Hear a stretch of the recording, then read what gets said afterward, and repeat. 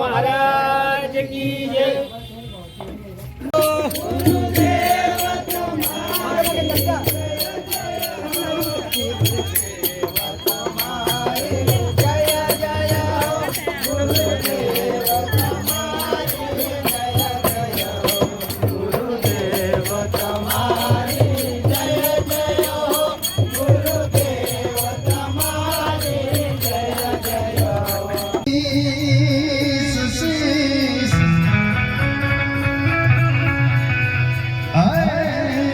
गुना तो क्या करे करे लाखों गुना बख्शे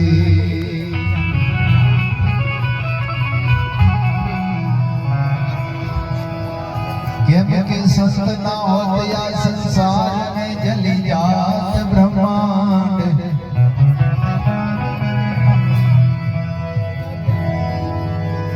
ज्ञान तेरी लहर में भारत ठाव ठाव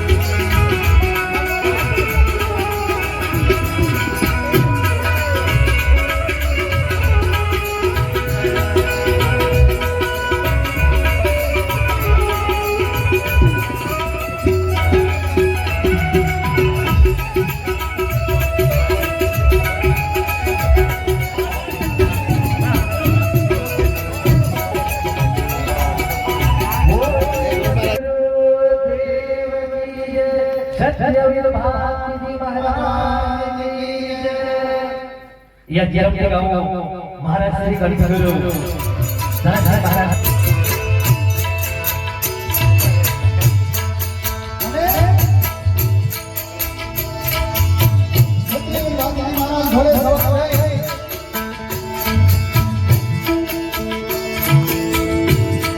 અને ગાયો ની વાત વાંચી રહ્યા છે તેમને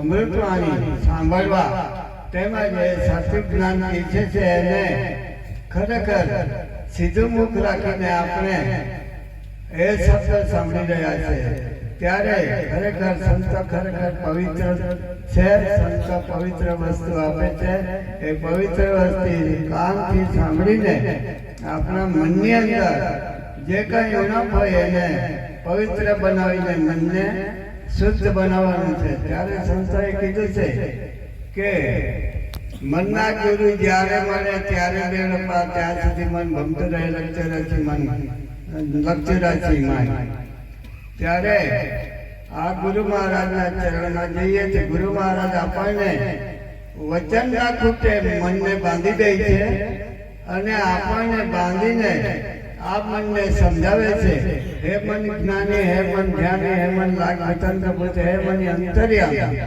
આવી રીતે ગુરુ મહારાજ સમજ આપે છે કે ખરેખર તો સાચો પવિત્ર આત્મા છે, પવિત્ર જીવ છે, પણ એનાથી તું જીવે છે પણ એને તું ઓળખી શકતો નથી. માટે ખરેખર કોઈ સદગુરુના ચરણમાં જઈને સાચી વસ્તુ ઓળખીએ. આપણી અંદર દેહની અંદર અમર વસ્તુ બોલે છે તે વસ્તુ નથી ઓળખી. ત્યારે એની ભક્તિ કરી કે ખરેખર એમણે માતા પિતાની સેવા કરી, પૂર્ણ કુટુંબની સેવા કરી અને ખરેખર એમને જે અમરત્વ મળ્યું તે ખરેખર એમના લગ્ન વખતે એમના જે કંઈક આફત આવી અને આફતની અંદર એમનો જે ગાયોને બચાવવા જતા, નાગદેવોને બચાવવા જતા, માતા બેટાને ઇજ્જત બચાવવા જતા એમને જે બલિદાન થયું છે એનાથી ખરેખર આજે પૂજાય છે અને નવખંડ ધરતીની અંદર એની પૂજા થાય છે. એના ઠેર ઠેર મંદિરો બંધાયા છે અને લાખો લોકો એમના નામની અંદર પવિત્ર થઈને કે વ્યસન મુક્ત તરીકે ભક્તિ બજાવી રહ્યા છે. આજે આપણે નજર દેખાય છે. જે ભાઈ બહેનો બેઠા છે એમની પાસે કોઈ વ્યસન નથી, વ્યસન મુક્ત થઈને બેઠા છે અને કોઈ ખોટી ચાલ ચલગત નથી અને સાચા સંતોના વાણી સમજવા માટે ઇંતજાર થઈને બેઠા છે. એ ખરેખર આપણા નજર આંખથી દેખાય છે. એવી ભક્તિ આપણે કરવાના છે કે વચનની ભક્તિ કરવાની છે. તો સંતો એમ કહે છે કે ગુરુ બિના જ્ઞાન ન મળે, ગુરુ બિના મિલે ના ભેદ, ગુરુ બિના સંસાય ના મીટે, જય જય શ્રી ગુરુદેવ. ત્યારે ગુરુ કરવા કેવા એના માટે સંતોનો મહિમા છે. તો નાગર એવું હલાવીને ગુરુ કરવા પારખીને અને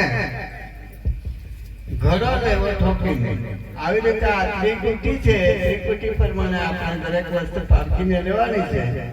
તો માટલું લેવું હોય તો ઠોકીને આ બેનો લેતા છે. માટલું જે ઠંડુ પાણી ઉનાળામાં રહે માટલાને કુંભારને ત્યાં જઈએ ત્યાં કુંભારને ત્યાં ઠોકીને આપણે માટલું લઈએ છીએ. બોધું છે કે કાણો છે કે કેવો છે એવો ઠોક્યા વગર આપણે લેતા નથી. કદાચ એવું જ જો કુંભાર ઉછળીને આપી દે આપણા પૈસા પી જાય અને ઠંડુ પાણી નહીં રહે.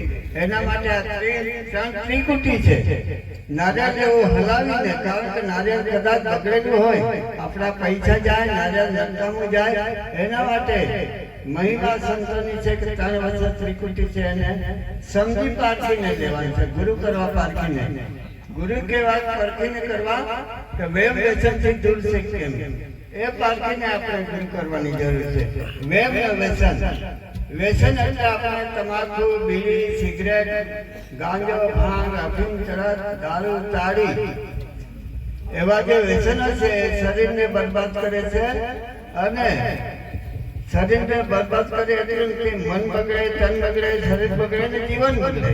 એના માટે આપણે વ્યસન મુક્તની ભક્તિ કરવાની છે. એના માટે સંતો બહાર જઈને ગુરુ મહારાજ બહાર જઈને કહી છે કે ખરેખર આપણે જે મનુષ્ય જન્મ તરીકે આવ્યા છે, જન્મ વખતે આપણે કોઈ વ્યસન હતું નહીં, પણ આપણે સંગનો રંગ લાગવાથી આપણને આ વ્યસનોની આદત પડી ગઈ છે. એટલે આ વ્યસનથી આપણે શરીર બરબાદ કરીએ છીએ, રોગ ઉત્પન્ન થશે, અનેક જાતના રોગ ઉત્પન્ન થશે. પ્રથમ થતા કીધું કે આપણે હાથેથી કરેલા દુઃખો એ આપણા કર્તવ્ય છે અને આપણા જે ભગવાન તરફથી મળેલા દુઃખો એવા કેટલા તફાવત છે એ જોવા માટે પ્રથમ સરસ આપણને સમજાવ્યું. ત્યારે ખરેખર આપણે વ્યસન મુક્ત રહીને બાકી દાદાના મહિમાની અંદર ભક્તિ કરવાની છે. ભક્તિ એવી કરીએ કે બીજાને ખરેખર એનો સંસ્કાર મળે. સંસ્કાર અને સંસ્કૃતિ ટકાવવા માટે આપણે આ ભક્તિની અંદર જોડાવાનું છે. સંસ્કાર કોના થકી મળે? માતા પિતા થકી મળે, ગુરુ થકી મળે, ગુરુજી તરફથી મળે, આવા સંત મહાત્મા તરફથી સંસ્કાર મળે. સંસ્કૃતિ એટલે આપણે જે કઈ ભક્તિના પૂજા અર્ચના કરીએ છીએ, ફોટો મૂકીને પૂજીએ છીએ, અગરબત્તી લગાડીએ છીએ, સંસ્કૃતિ છે.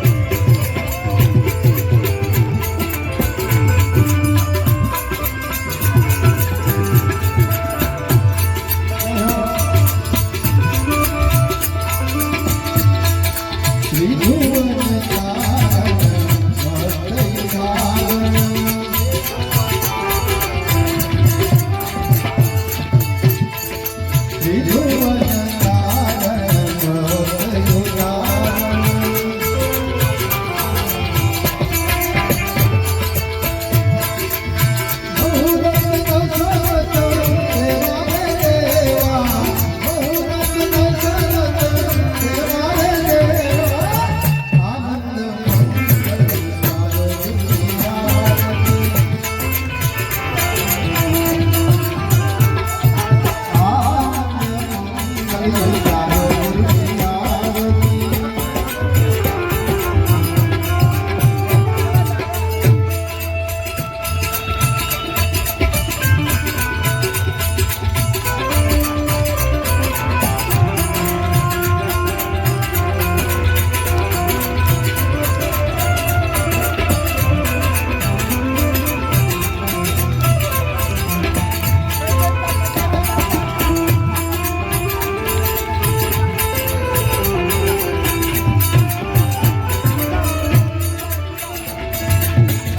શક્તિ જગને મારા ગુરુજીના ચરણે.